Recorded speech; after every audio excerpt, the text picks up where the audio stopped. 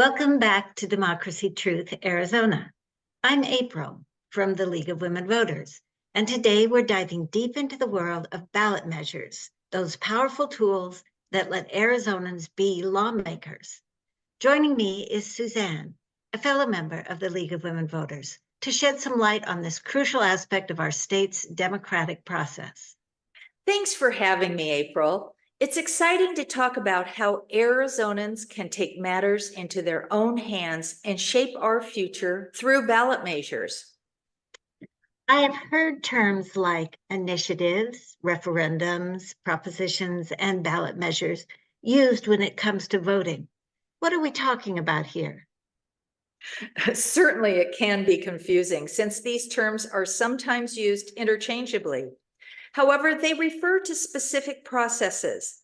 Initiatives and referendums are procedures established by the Arizona Constitution that empower citizens to propose new laws or repeal existing ones. The term ballot measure is a general category that includes initiatives, referendums, and propositions. Okay, so are initiatives and referendums the same thing?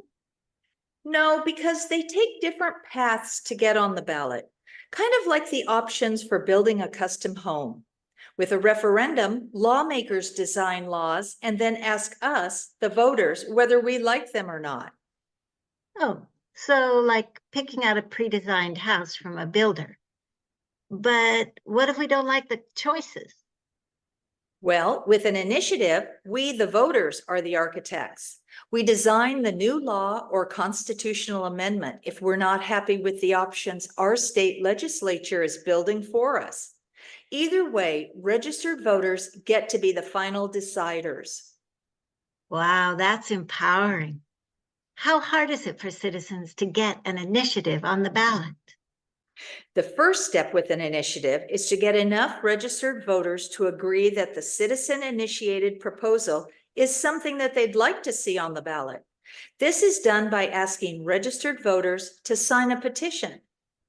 Oh, so a citizen idea can't just go straight to the ballot? Correct. And then the signature requirement depends on what you're proposing. To get on the 2024 ballot for a constitutional amendment, it's a bit over 383,000 verified signatures, while an initiative amending a law requires over 255,000. So let's say that signatures have been gathered, meeting the minimum threshold. What then? There's actually a pretty rigorous process that kicks in at this point. But first, even before the signatures are collected, the Secretary of State's office verifies the basic format and legalities of the petition. Think of it like checking the seams on a baseball before the game starts. Makes sense. You got to make sure it's legal, right? Absolutely. Once the language is green-lighted and signatures collected, the real fun begins, signature verification. This is where the boxes of signed petitions get cracked open and each signature gets scrutinized with the eagle eye of trained county recorders. Every dot, every loop, every letter is compared to voter registration records, and only verified signatures count toward the minimum threshold needed. Wow, that sounds tedious and challenging. It is, but it's crucial. Every valid signature is a voice, and ensuring their authenticity is the cornerstone of this whole process. Okay, let's say enough initiative signatures are gathered and verified. What happens next? The Secretary of State's office then certifies the initiative and assigns it a proposition number. But what about the other side of the coin? What about when the legislature puts something on the ballot for us to decide? Do those, I think you called them referendums, require citizen signatures on petitions before getting on a ballot? No, in Arizona, the legislature doesn't have to collect signatures before putting a new law or constitutional amendment on the ballot. This is known as a legislative referral. meaning that the legislature is referring the issue to the voters, giving them a direct say through their vote. Okay, but why wouldn't they just pass laws and constitutional amendments themselves? We elected them after all. That's a valid observation. Legislators may have several reasons for this. First, if the legislature is proposing a change to the Arizona Constitution, the proposed change has to be put on the ballot for the voters to decide. This ensures that significant constitutional changes receive direct input from the public. I see. Additionally, there could be differing opinions on whether a proposed law is beneficial, and the legislature wants the public to weigh in before passing a law. Importantly, once a law or constitutional amendment has been voted into existence by the public, it can only be amended. This means that decisions made by voters carry significant weight and are not easily reversed. Oh, so if citizens say yes to a proposition, it's difficult to undo it. Exactly. And here's another crucial reason legislators put something on the ballot through a process called concurrent resolution. Wait, what's a concurrent resolution? It's the process used by the legislature to refer a bill to the ballot. A resolution does not require the governor's signature, unlike the process of enacting a typical law. This procedural difference can make referendums an attractive option for certain legislative actions where direct voter approval is sought without additional hurdles. Interesting. No need for the governor's signature. So does it go through any sort of approval process before it gets on the ballot?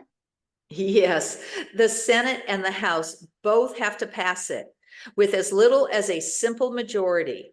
Then it goes to the Secretary of State with a request to put this issue on the upcoming ballot. Oh, so only one vote could put it on the ballot. And then what? Do we just see it as prop number something on the ballot? Yes, like the citizen initiative, the Secretary of State assigns a number, and now it's up to us to decide.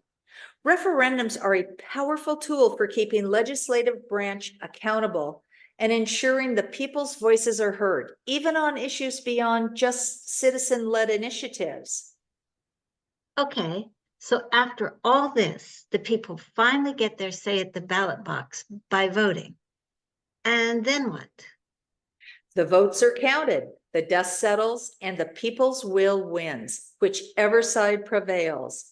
A new law or constitutional amendment gets enacted, an existing one gets changed, or the status quo remains. It's all in the hands of the voters.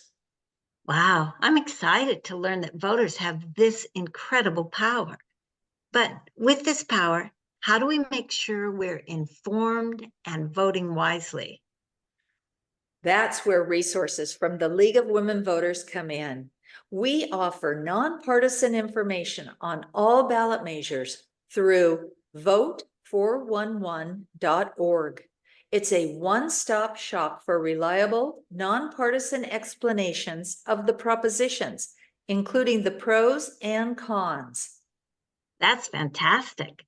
Knowing where to find reliable information is crucial for making informed decisions.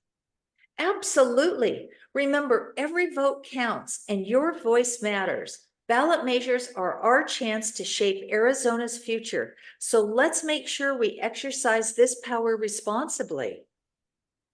Thanks for that incredible insight, Suzanne.